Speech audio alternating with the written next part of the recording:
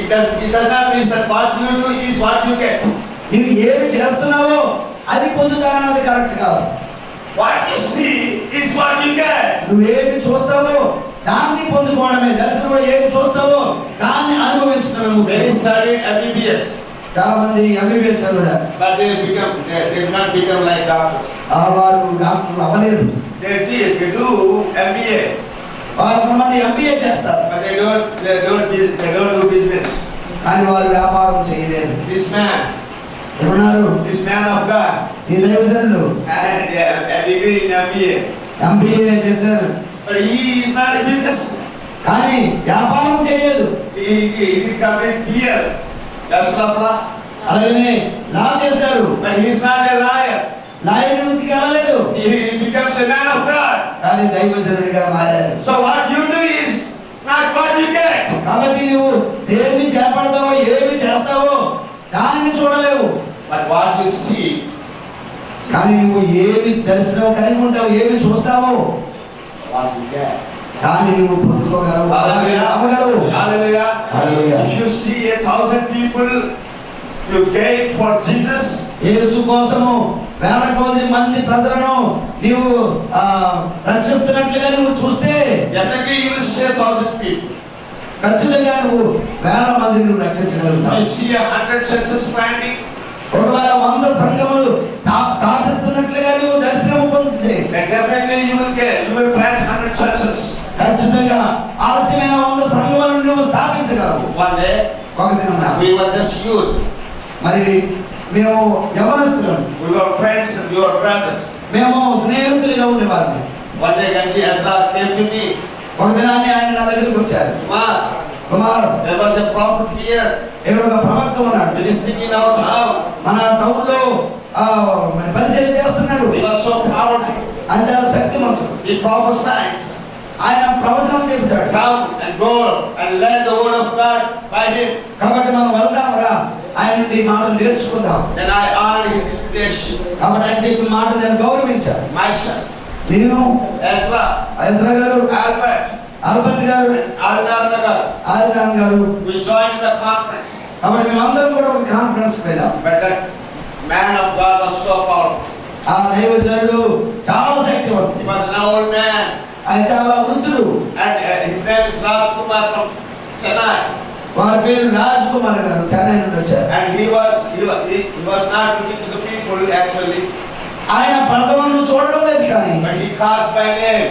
కానీ ఆయన పేరుతో పిలుస్తున్నారు. And he says everything what they are doing in their lives. వారి యొక్క జీవితంలో ప్రస్తుతము ఏమి జరుగుతున్నాయో అని చెప్పేస్తున్నాడు. You gave me a line for prayers. కాబట్టి మేము కూడా వరుసలో ప్రార్థన కోసం వెళ్ళాం. He did not see me.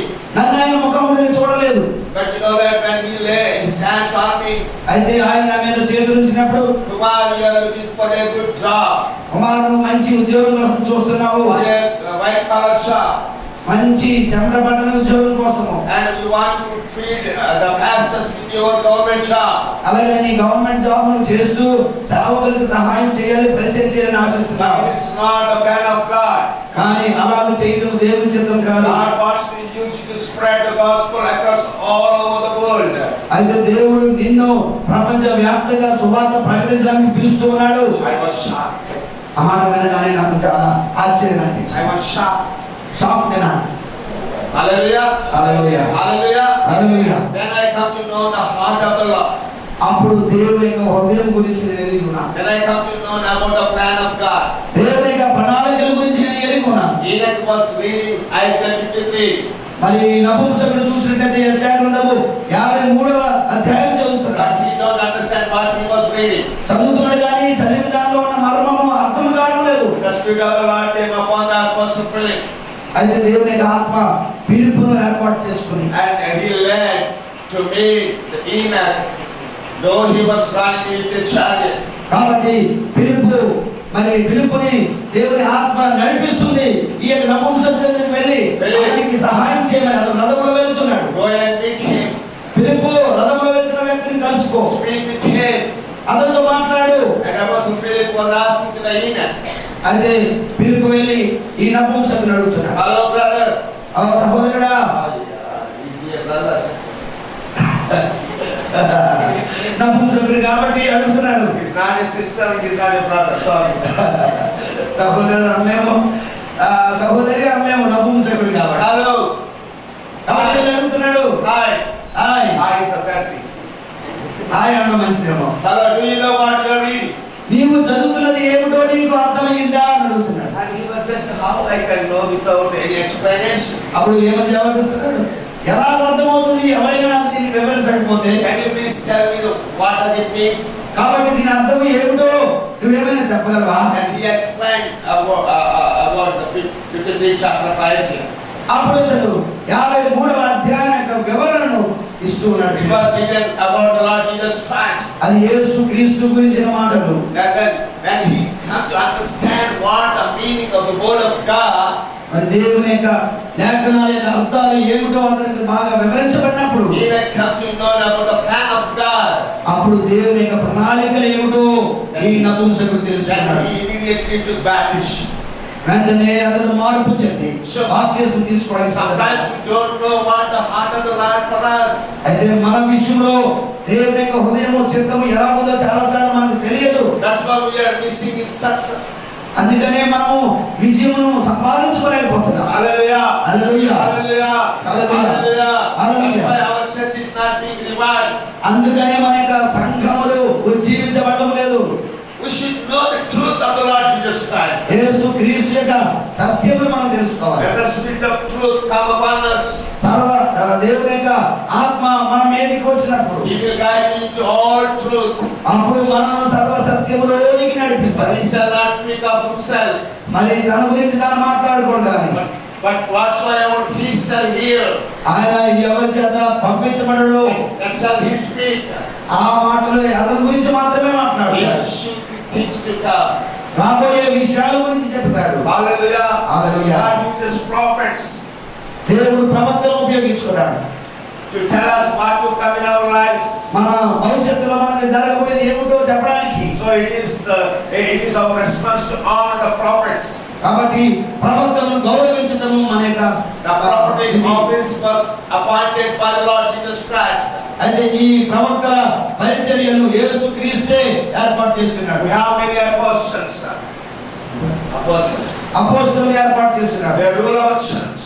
వారు సంఘమును ఏలుతారు. They rule the leaders. నాయకులకు అధికారులు కూడా They show the authorities.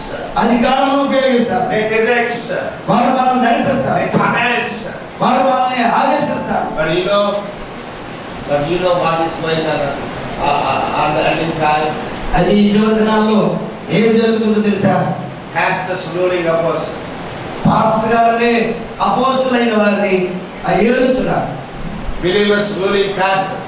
విశ్వాసులు సేవకులను ఏలుతున్నారు. Believers controls the church. విశ్వాసులే సంఘ పెద్దలే సంఘమును సేవకుల్ని కంట్రోల్ చేస్తారు. Leaders controls the pastors and apostles.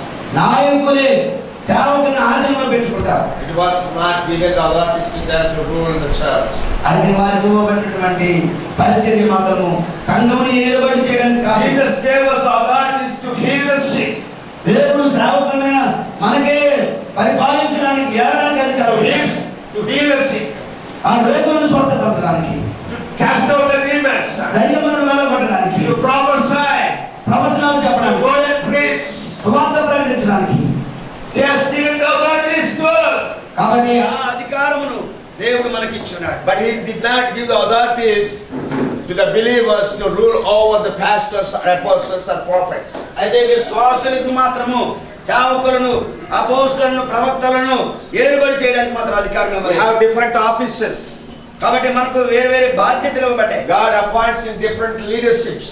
అలాగే దేవుడు వేరే వేరే నాయకత్వంలో దేవుడు కొందరిని ఏర్పాటు చేసుకుంటాడు. To grow in your ministry, నీ పరిచర్యలో నువ్వు ఎదగడానికి please come under the authorities and leadership of the apostles. కాబట్టి అపోస్తుల యొక్క నాయకత్వంలో నడిపించబడండి.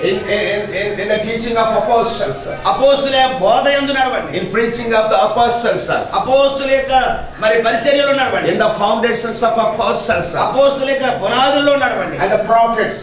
ప్రవక్తల యొక్క మార్గములో. Hallelujah. Hallelujah. Hallelujah. Hallelujah. This was just the introduction, my dear brothers, to know about the identities that who we are in Christ Jesus.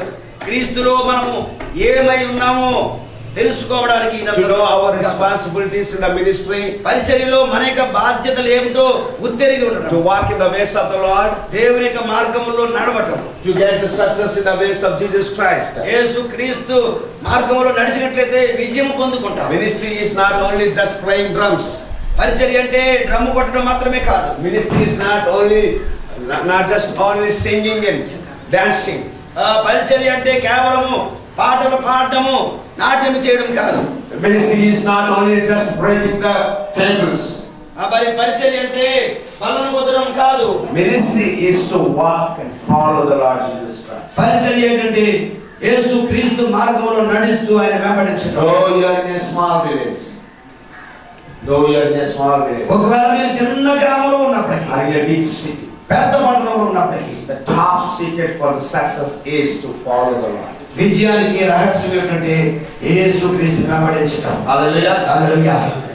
We can have more knowledge on the Word of God and the leading of the Holy Spirit after a small prayer. చిన్న break తీసుకున్న తర్వాత ఇంకా పరిశుద్ధాత్మ నడిపింపులో అనేకమైన విషయాలు మనం నేర్చుకుందాం. Are you enjoying? అందరికీ అర్థమవుతుందండి? Enjoy?